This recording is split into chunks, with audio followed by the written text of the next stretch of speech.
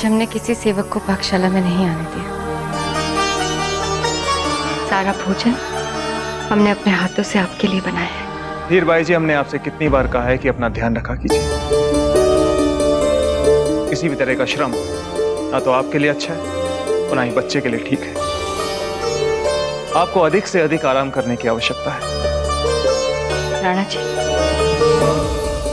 आपके ललाट पे चिंता की लकीरें हो तो हमें आराम कैसे मिलेगा? जब तक हमारे किले के बाहर शम्स खान की छावनी की लकीर खींची रहेगी, हमारे ललाट से ये चिंता की लकीरें कैसे मिट सकती हैं?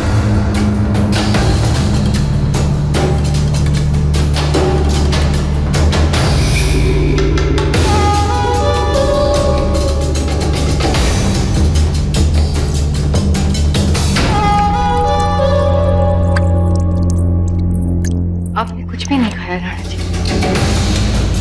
क्षमा कीजिए धीर भाई जी, इस समय भूख केवल युद्ध की है। सोते जागते बस यही सोचते रहते हैं कि किस तरह उस शम्स खान पर निर्णायक वार करेंगे। और राणा जी, कई दिनों से हमें लग रहा है कि हम आपके मन से उतर गए हैं। अब हमारे लिए आपके मन में विश्वास भी नहीं दिख रहा। कहना क्या चाहती हैं आप? हम तो सिर्फ सच कहने का प्रयास कर रहे हैं राणा जी। अब आप महत्व की बातों को हमारे साथ साझा नहीं करते। 2 दिन बाद आप शम्स खान के साथ युद्ध पर जा रहे हैं, पर आपने हमें नहीं बताया। संभवतः आपको लगता है कि ऐसी सामरिक महत्व की बातें सिर्फ जयवंता जीजा के साथ की जा सकती है। एक राजपूत के लिए मर्यादाओं के सम्मान से बड़ा और कोई धर्म नहीं, और मर्यादा के अनुसार प्रमुख गतिविधियों के बारे में जानने का सबसे पहला हक मेवाड़ की बड़ी रानी जयवंता बाई जी का है।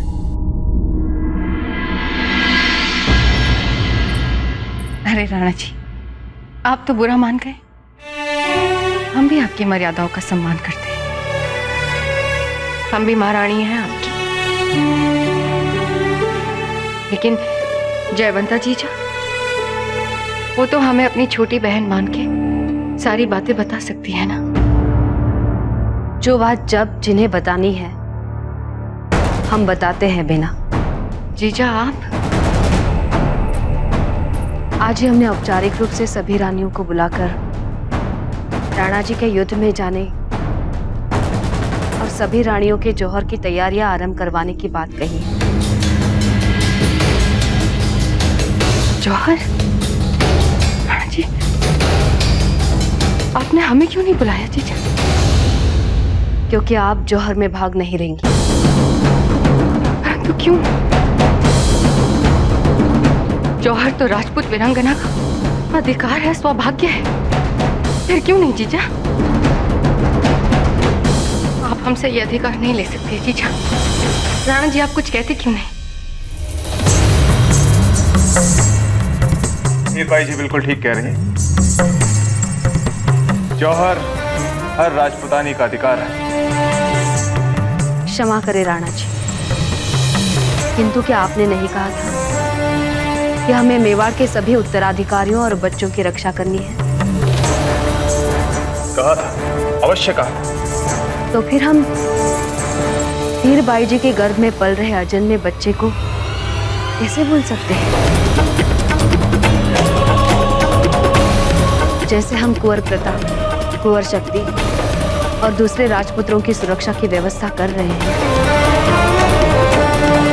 धीर बाई जी के गर्भ की रक्षा भी हमारा धर्म है। आप हमसे जौहर का अवसर ना छीने जीजा। राणा जी, आपके जाने के बाद क्या अर्थ रह जाएगा हमारे जीवन का? आपकी धीर बाई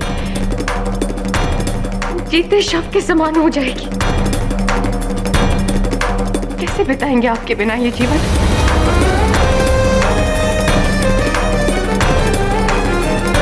राणा जी, इस विषय में आपका जो निर्णय होगा वही हमारे लिए अंतिम निर्णय होगा।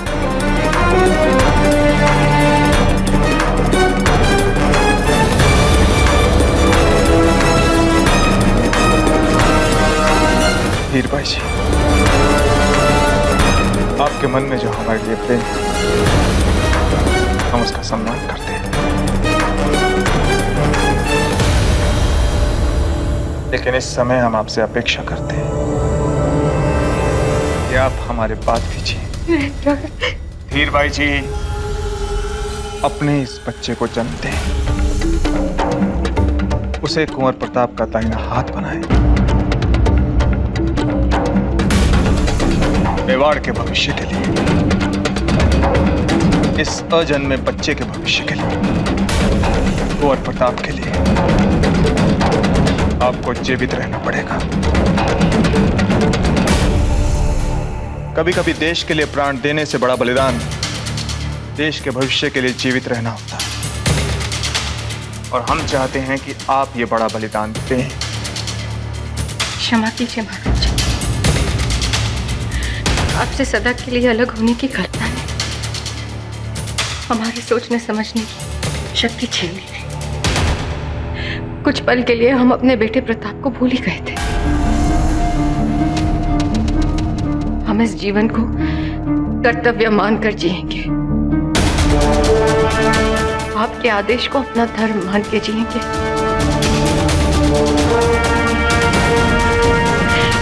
जीवन मृत्यु से कहीं ज्यादा दुखदायी क्यों ना हो जाए, हम तब भी जिएंगे हमारे प्रताप के लिए और मेवाड़ के भविष्य के लिए। हम ये बलिदान देंगे। धन्यवाद धीर भाई जी, आपने हमारी बात का मान रखा। हमें एक महत्वपूर्ण बैठक के लिए जाना है, हम चलते हैं। अपना ध्यान रखिएगा।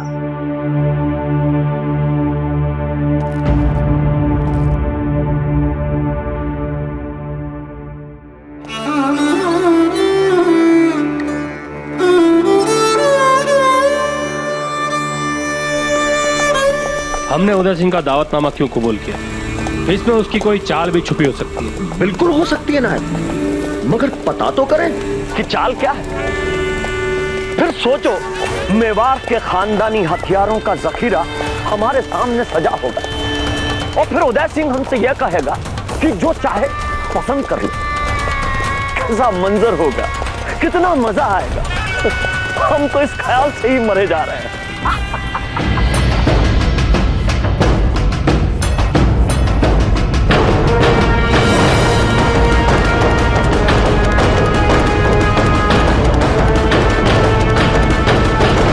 एक बात आप सब लोग सुन लें और समझ लें, शम्स खान यहां राजसी अतिथि बनकर आ रहे हैं।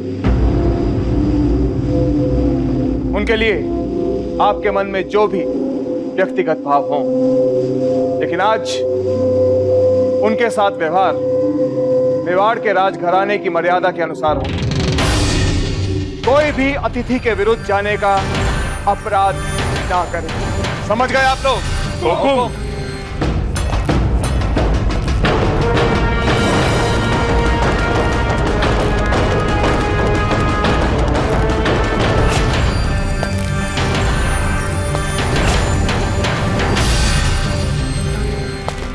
गुस्ताखी के लिए माफी चाहता हूं, लेकिन अगर हम आज ही रात को उदय सिंह के किले पर हमला करके किले पर कब्जा कर लें, तो वैसे भी उसकी सारी चीजें हमारी हो जाएगी, और वो हथियार जो आपको इतने पसंद है वो तो आपको यूं भी मिल जाएंगे। ना ना ना ना ना ना ना ना, नहीं मिल पाएंगे ना। ये राजपूत जान गंवा देंगे, लेकिन अपने बाप दादाओं के हथियार हमारे हाथ नहीं लगने देंगे। ये या तो हथियार गला देंगे या फिर कहीं छुपा देंगे। तुम इस कौम को समझते नहीं हो ना। राजपूत अपनी जान से ज्यादा अपनी इज्जत से प्यार करते हैं। अगर हमें इन पे असली चोट पहुंचानी है तो हमें इनका दावतनामा मंजूर करना पड़ेगा और इनकी चाल में शामिल होना पड़ेगा। समझे ना? समझ गया हुजूर। हमें तो अभी से मजा आ रहा है नायक। आज हम हथियार हासिल करेंगे और आज की रात हम हथियारों के साथ सोएंगे। कितनी मीठी नींद आएगी।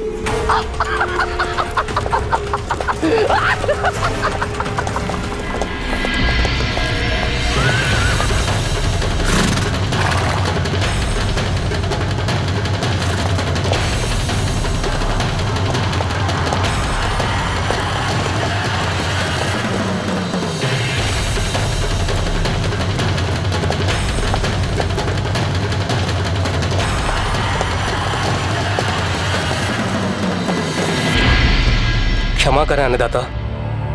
क्या हुआ? वो राजकुमार प्रताप।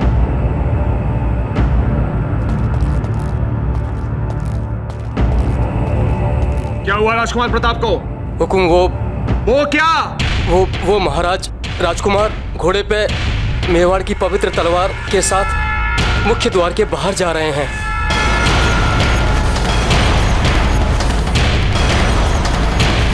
कुंवर प्रताप! राज!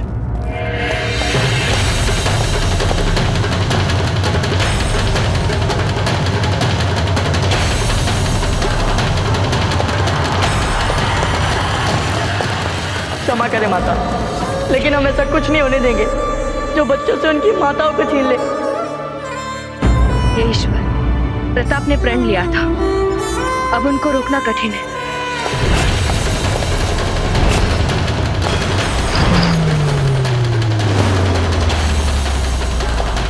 पर प्रताप तो खानदानी तलवार लेके जा रहे हैं। नहीं मासा, यह संभव है।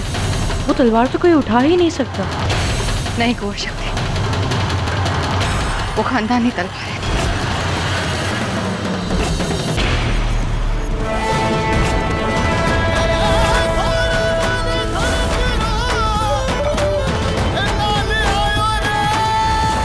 कुंवर प्रताप!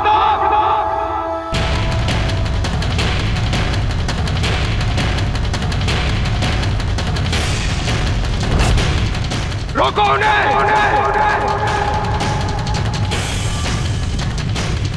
हमारा घोड़ा लेके आइए, जल्दी जल्दी!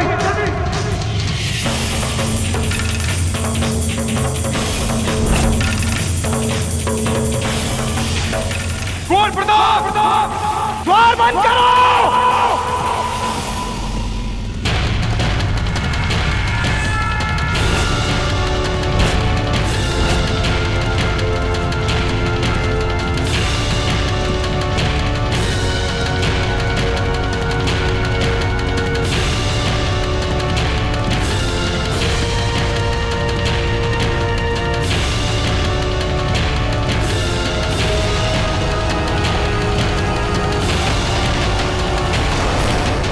कुंवर प्रताप!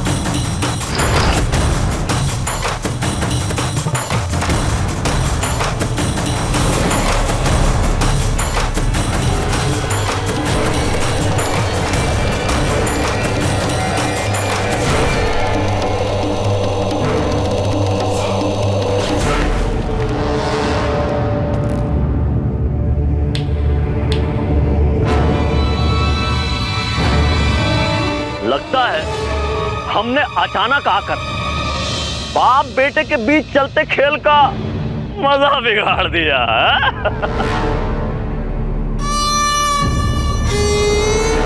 इस गुस्ताखी के लिए मैं माफी चाहूंगा महाराजा उदय सिंह। वैसे खेल क्या खेल रहे थे आप? शमशान और उसके सिपाहियों से बच के कैसे भागना है? आपने जो गुनाह किया है उसके लिए हमारे सामने घुटने टेक के माफी मांगो। चलो माफी मांगो।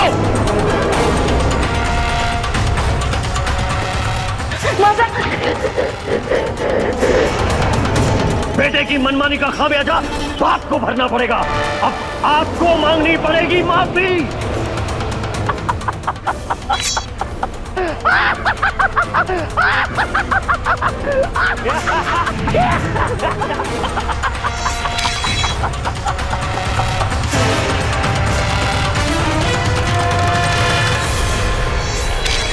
कुंवर प्रताप,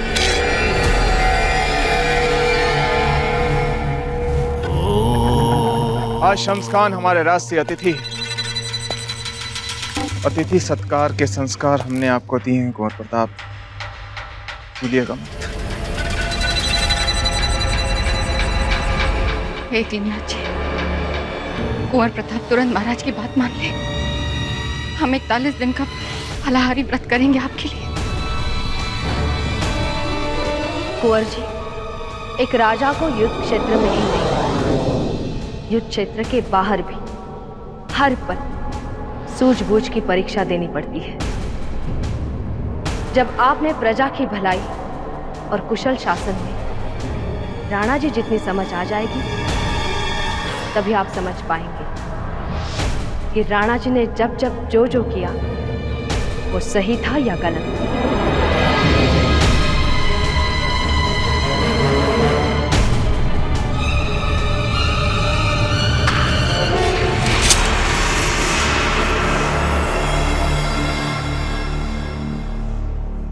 उदय सिंह जी, क्यों न तोहफे में आप अपने इन साहिबजादे प्रताप को भी हमें दे दें।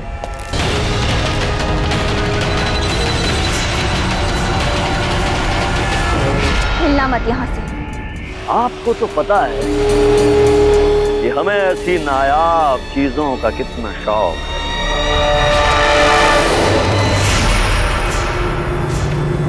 क्या ख्याल है आप सबका? ले ले इस छोटे से बहादुर बच्चे को उदय सिंह से। याद है ना आप सबको उस दिन दरबार में क्या तेवर दिखाए थे इसने? भाई वाह, माशाल्लाह। हुजूर, आप मांग लीजिए कुंवर जी को, महाराज उदय सिंह मना नहीं करेंगे।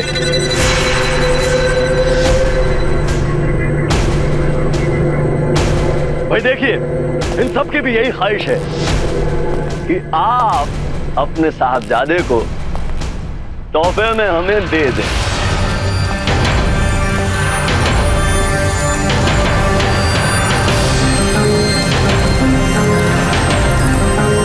चलिए शम्स खान, आदर के साथ हम आपको दरबार में ले चलते हैं।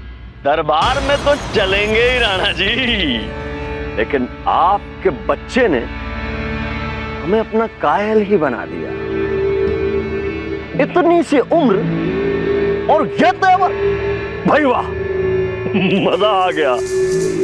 और बड़ा मजा आता है हमें गर्म खून के घोड़ों और गर्म खून के बच्चों को सीधा करने में।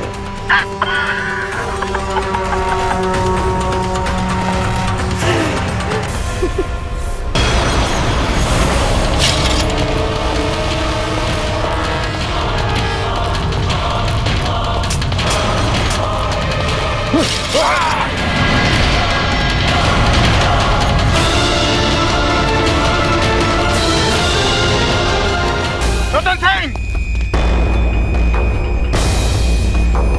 क्षमा महाराज, क्षमा। मैं आपका अपमान सहन नहीं कर पाया और अपनी मर्यादा भूल गया महाराज। बहुत बड़ी भूल हो गई मुझसे, मुझे माफ कर दीजिए। गुनाह तो तुझसे हुआ है गुस्ताख। तूने हमारे सरदार पर तलवार उठाने की गुस्ताखी की। रावत जी, हुक्म। रतन सिंह को यहां से ले जाइए। इसका न्याय हम अतिथि सत्कार के बाद करेंगे।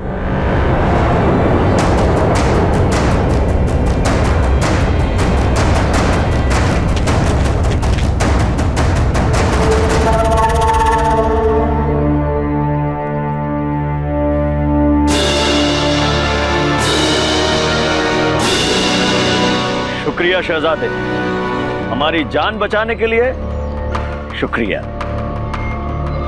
हमारे दाजीराज ने हमसे कहा है कि आप आज हमारे राज की अतिथि हैं और दाजीराज की कही हर बात को मानना ही हमारा धर्म है।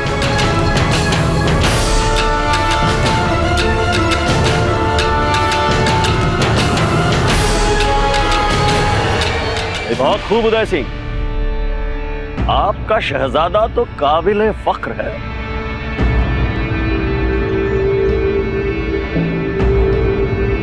कुंवर प्रताप को रानीवास में ले जाइए।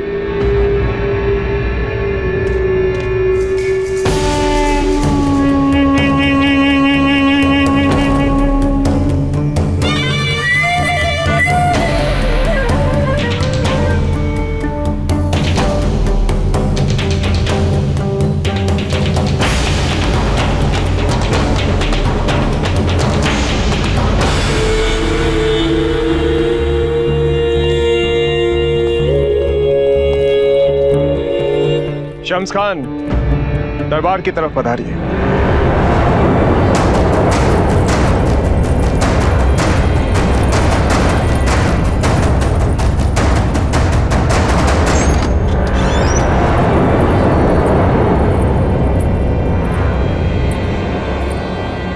कुंवर प्रताप, क्या किया ये आपने?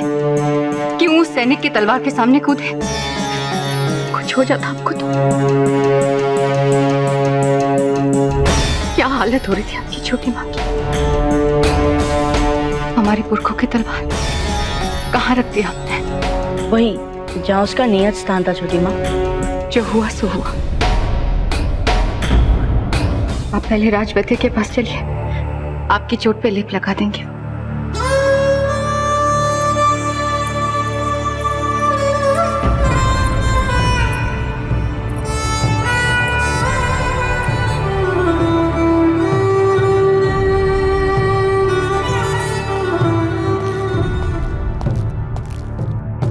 रानी माँ, आप जौहर करने वाली है।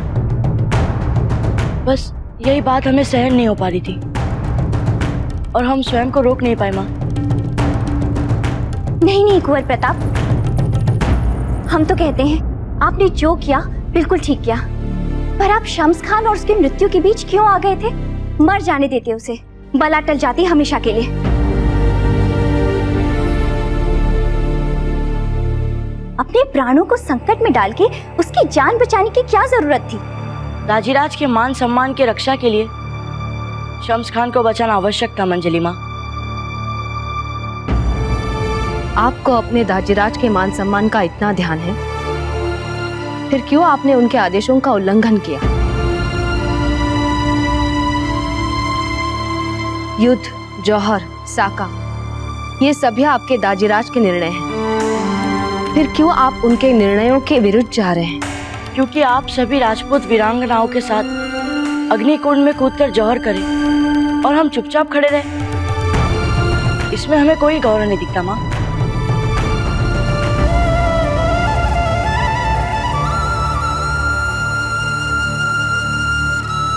और माँ,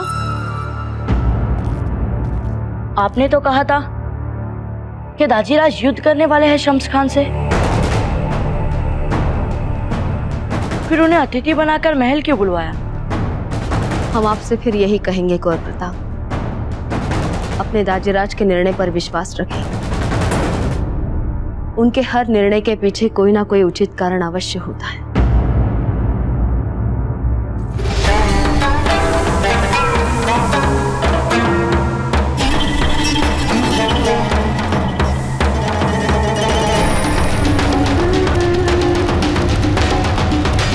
महाराज, आप इतनी मोहब्बत के साथ ये सब हथियार दे रहे हैं कि मना करने को जी नहीं कर रहा है।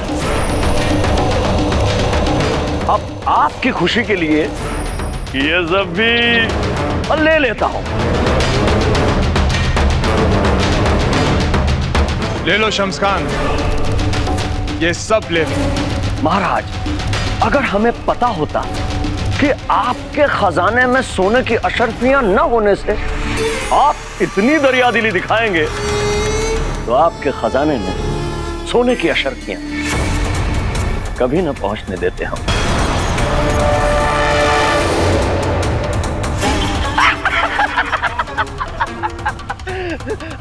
आप तो बुरा मानकर, हम तो मजाक कर रहे थे।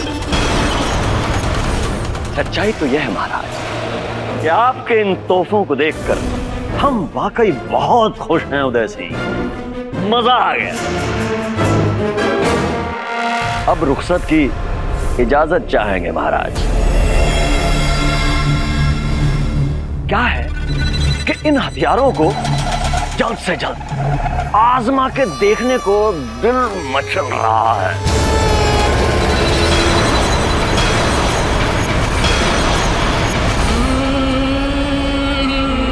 अरे भाई, भेड़ बकरियों को ज़िबह करके आजमाएंगे। आप राजपूत भी ना मजाक की बात को भी जंग की बात समझ लेते हो।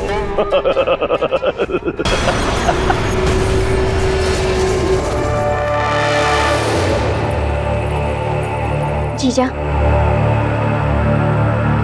ये बात तो पहले भी खटकी थी हमें। अच्छा जीजा, श्रीजी और शम्स खान कोई नई मैत्री संधि कर रहे हैं, यानी कि अब युद्ध नहीं होगा। जीजा बताइए ना, जौहर भी नहीं होगा?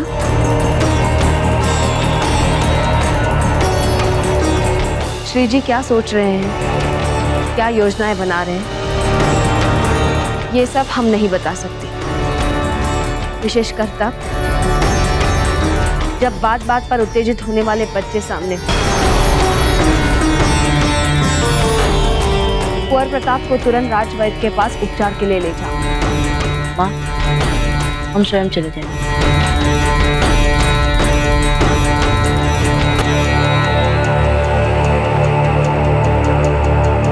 माँ,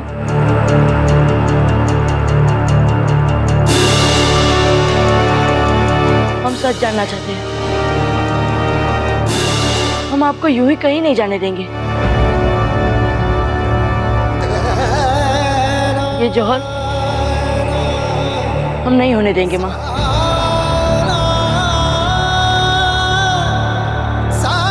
नहीं, नहीं होने देंगे। दादा भाई, हम भी आते हैं आपके साथ।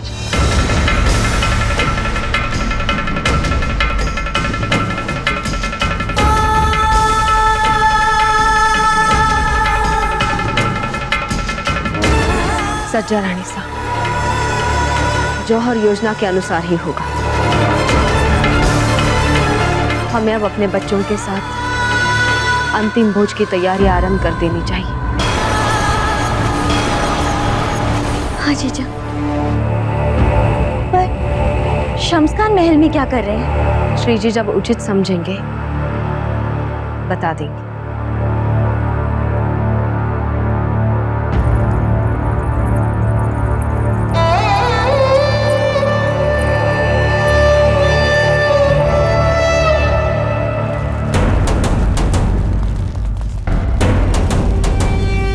भाई वाह, बहुत खूब उदय सिंह, मजा आ गया। एक बात याद रखिएगा शम्स खान। कौन सी बात बताइए? ये सारे शस्त्र मेवाड़ राजघराने के हैं। पीढ़ियों से इनकी पूजा हुई। ये साधारण शस्त्र नहीं है शम्स खान। जब भी इनको प्रयोग में लाने का विचार करें तो प्रयोग में लाने से 2 दिन पहले,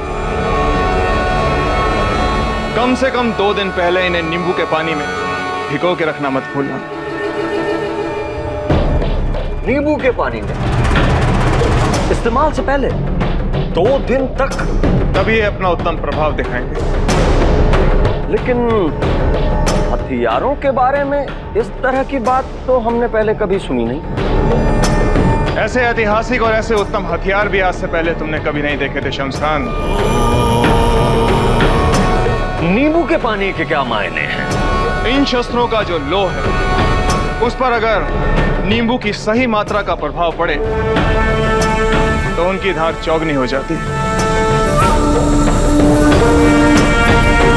लेकिन अगर उत्तम धार नहीं चाहिए तो इनका कभी भी प्रयोग कर सकते हैं। 2 दिन? जी, 2 दिन।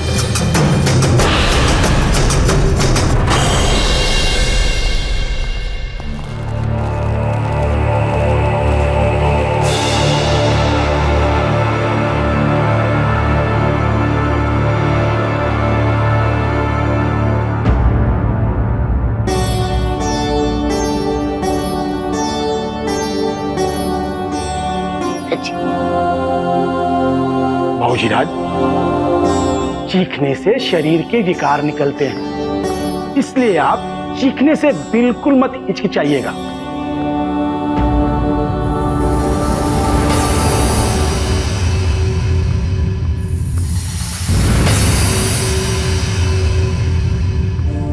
वैद्य जी,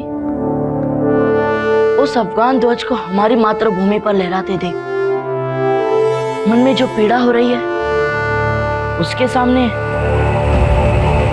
इन छोटे मोटे घावों की पीड़ा कुछ नहीं है। विक्लिन जी के आशीर्वाद से वो दिन अवश्य आएगा बाबूजी राज, जब आप मेवाड़ की धरती से अफगान ध्वज उखाड़ फेंकेंगे। बाबूजी राज, राज परिवार के सदस्यों का उपचार करते हुए मैंने अपना सारा जीवन बिताया, किंतु आपके जैसा सूरवीर मैंने दूसरा नहीं देखा। जितनी सहजता से मीराबाई ने विषपान किया था, उतनी ही सहजता से आप अपने घाव के इस दर्द को पी रहे हैं। अच्छा वैद्य जी, जब हमारी दादी सा ने जौहर किया था तब थे ना आप?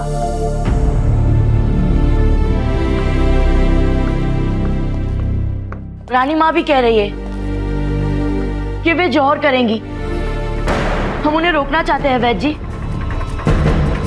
शम्स खान से युद्ध करने में हम भी दाजीराज का साथ देना चाहते हैं, पर हमें कोई कुछ बताता ही नहीं। वैद्य जी, हमारी सहायता कीजिए, हमें बताइए क्या हो रहा है यहाँ। हमारे उपचार कक्ष के मेरे अपने नियम हैं। जब तक मैं आपको ना कहूं, आप बिल्कुल हिलिए डुलिएगा नहीं। जाकर के शांति से बैठ जाइए। जाइए।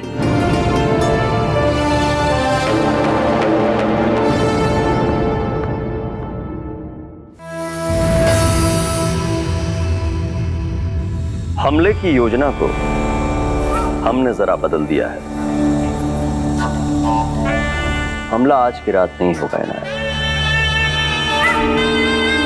लेकिन हुजूर, हमारी खबर के मुताबिक उदय सिंह हम पर कभी भी और किसी भी वक्त हमला कर सकता है। ना, नहीं करेगा इनायत। हमें लगता है कि उदय सिंह हमसे डर गया है। तुम्हारी खबरें गलत नहीं है। उदय सिंह ने सोचा जरूर होगा कि हम पे यकायक हमला कर दे, लेकिन जब उसे हमारी फौज की ताकत का इल्म हुआ, हाथ पांव ठंडे पड़ गए उसके। देखा नहीं, महल में हमें बुला के कैसे खातिरदारी कर रहा था हमारी। हमें लगता है हमसे टकराने की तैयारी के लिए अभी उसे बहुत वक्त लगेगा। इसीलिए हमें खुश रखने की और जंग को टालने की वो हर कोशिश कर रहा है। इसका मतलब यह हुआ हुजूर कि अब हम उदय सिंह पर हमला करके उसका किला नहीं हथियाएंगे। हथियाएंगे, जरूर हथियाएंगे। और किला क्या, पूरा मेवाड़ हमारा होगा, उस पर कब्जा करेंगे। उदय सिंह को अपनी सोच तक की कीमत चुकानी होगी। हमारे हाथों खत्म होकर, मगर हमला आज की रात में 2 दिन के बाद होगा, जब उसके अपने खानदानी हथियार नींबू के पानी में नहा के जंग के लिए तैयार हो जाएंगे। हाँ इनायत, तब करूंगा हमला, तब मारूंगा उनको। मगर हुजूर, हथियारों की कमी तो हमारे पास भी नहीं है। नहीं है? हथियार बहुत है हमारे पास, हमने कब कहा कि नहीं है? मगर राजपूतों को उनके अपने हथियारों से मारना, जिनकी वो इबादत करते आए हैं, सोचो कितना मजा आएगा, बहुत मजा आएगा। और फिर 2 दिन में फर्क क्या पड़ता है इनायत? शम्स खान नाम है हमारा। 2 दिन तो प्रतीक्षा करेगा शम्स खान, क्योंकि हम पर हमारे अस्त्र शस्त्रों से आक्रमण करने का लोभ आ चुका है उसमें। शम्स खान अभिमान का शिकार है। उसे पूरा विश्वास है कि 2 दिनों में हम कुछ नहीं कर पाएंगे, जबकि 2 दिनों में हमारे मित्र राज्यों की सेना चित्तौड़ पहुंच जाएगी। तब हम शम्स खान को युद्ध में कड़ी टक्कर देंगे।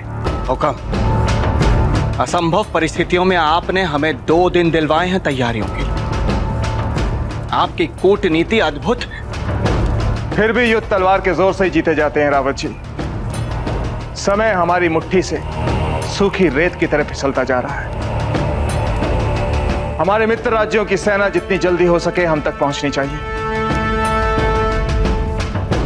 सभी बच्चों को सुरक्षित जगह पे पहुंचाने की क्या व्यवस्था है? मान सिंह सोनगढ़ा कब पहुंच रहे हैं? तो कुछ ही क्षणों में यहां पहुंचने वाले हैं हुक्म। उत्तम, अति उत्तम।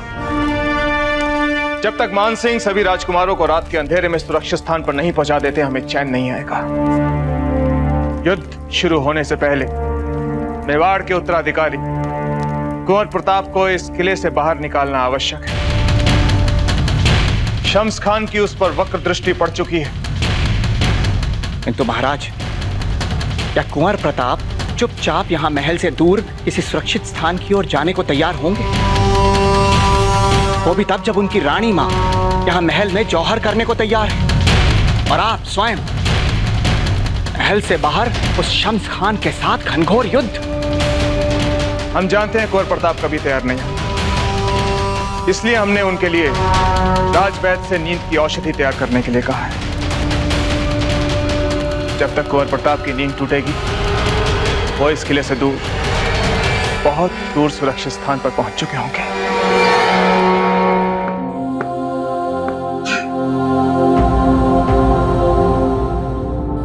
अरे जगत, मुंह ढक के रखो अपना। ये क्या हुआ जगत जी को? औषधि बनाते हुए उसे नींद आ गई। औषधि बनाते नींद आ गई? ऐसा क्या था उस खरण में? उसके गंध सूंघते ही तुरंत नींद आ गई उन्हें। अरे कोई है? सुनो, जगत को उठा करके ले जाओ, अंदर सुला दो।